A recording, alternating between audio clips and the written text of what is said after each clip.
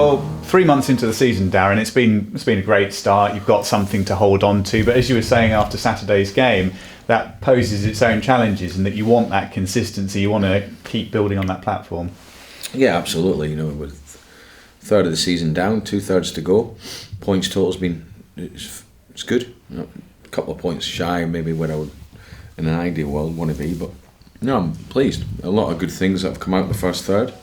Goals, good football. When we've gone ahead, we've been very hard to peg back.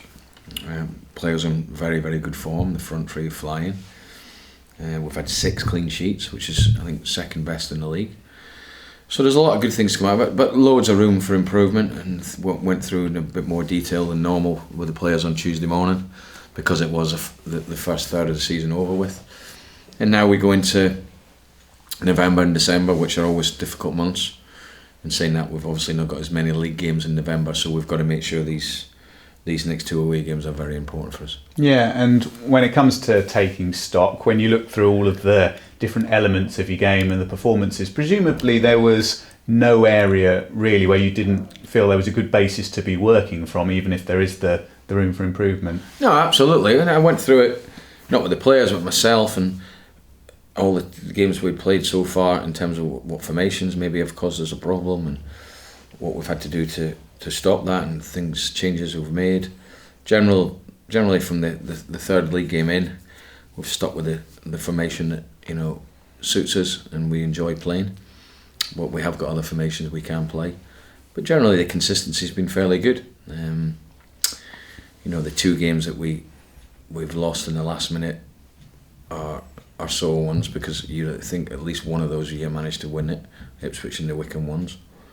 The games where we've gone ahead and been pegged back, the only points we've dropped are the Wycombe and the Tranmere games. So you would like to think that if you have another 2-goal lead, you manage to hang on to that and get the 3 points like we did at Gillingham. So too many games where we've lost more than 1 goal is probably the biggest thing, and 1 or 2 other areas that I'm not going to go through that the players are aware of. Yeah, and I guess when it comes to the mentality at this stage, you've had it both ways round. You've had promotion seasons where you've started strongly and stayed there and been in the mix. You've also had ones where you've come from behind and been chasing, and they'll pose their own challenges, but you just have to deal with it.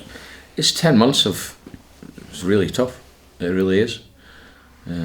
It's tough mentally, it's tough physically, and these months really are, the mentality's got to be correct. We've just got to try and pick up as many points as we can.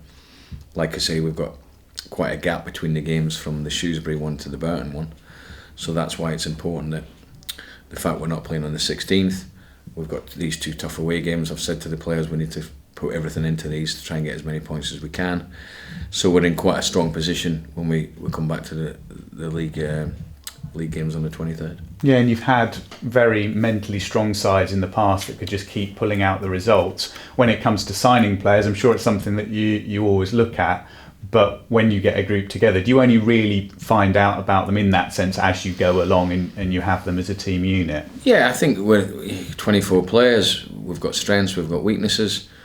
What I'll try and build is that the 24 of them are always together, regardless of results, regardless of who's playing, and it's a real team effort added to the staff alongside that, and myself obviously. And I think when I look to recruit players, the biggest thing for me is always the character of the player, meeting them beforehand, seeing if their ambition matches mine. There's been many a player I've met, some very, very good players that I haven't signed because of that. So the characters always comes before anything, because it's never always going to be plain sailing. You can't just rely on ability. That's not going to win you games of football alone. So it's when it really gets to the nitty-gritty, you need to see the character of your team, you need to see the character of your players.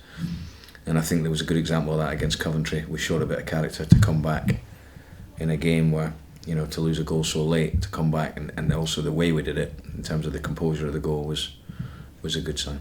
As a manager, do you get a bit of a knack for judging players in that sense pretty quickly? Because when you're looking to sign anyone, to a greater or lesser degree, it must always be quite a fraught process, and you're up against it a bit in terms of getting it done. Yeah, you listen. I know from past experience that you get ones wrong, and you see a flaw in them, and you just have to hold your hands up. And every manager's made bad signings, but generally the recruitment's such a huge part in football, especially these days. So when we stripped it all back at the end of the season, we knew what we wanted to do, and we brought in some very, very good free transfers. Added to that, I've been backed by the owners to go and get people like Mo, Frankie Kent, which were very important. Yeah, and they're interesting, aren't they, those sorts of signings where you spend a little bit more money, so you know you've got the raw ability there, and then it's a case of building upon it. But what you do get, a bit like with Moen, is natural poise in front of goal. You know you've got that as a starting point. Yeah, I think the model we've got as a football club, that there isn't anything better, in terms of the recruitment. In terms of in particular areas as strikers, we bring in younger ones that seem to flourish here, no more so than this season. And it goes hand in hand where we try and achieve our expectations and ambitions on the pitch. And if bids come in where we just can't turn them down, then we have to deal with that. But the clear aim for the season is to get promoted, and we feel that we've got a squad that's hopefully going to challenge for that. Yeah, with having Aaron as part of the team, when it comes to the strikers, that must make a difference, having a guy like him who knows exactly what's involved. Well, yeah, but we've got Aaron's obviously been through it with the club, so that's a good experience that he's been through, if you know what I mean. He's still very young and he's coaching. But you've also got George Boyd that's been at the club as a player. He's still playing. But I think now everyone is fully aware of how I work and what I expect. It is a new team. We have to admit that it is still a new team, and we're still finding out about each other, but generally the players understand the structure of how the club runs in terms of the sessions we do, how we want to play, on the ball, off the ball, how I work. Generally they all have a pretty good relationship with me and stuff. Yeah, it's really handy, isn't it, to have Aaron and George around in terms of that experience of developing as a player at this club. A bit like when you come round to January, they both had that experience of clubs being interested from elsewhere and how they dealt with it and what they did right and what didn't go so right. Yeah, I think as a club, my time here, I've always dealt with it fine. Each individual, when things like that arise, react differently to it. We obviously had the bid for Ivan in the summer, and Ivan was fantastic about it. I didn't speak to him until the last minute, and he was great, and you can see and I've also had Lee Tomlin, where he's been smashing my office up, so it's different people do react to different things.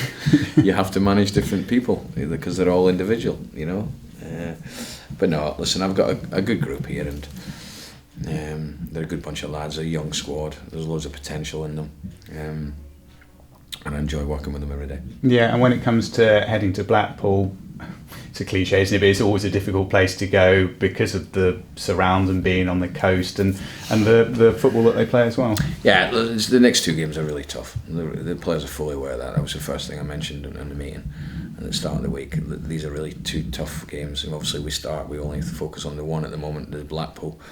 Always a tough place to go.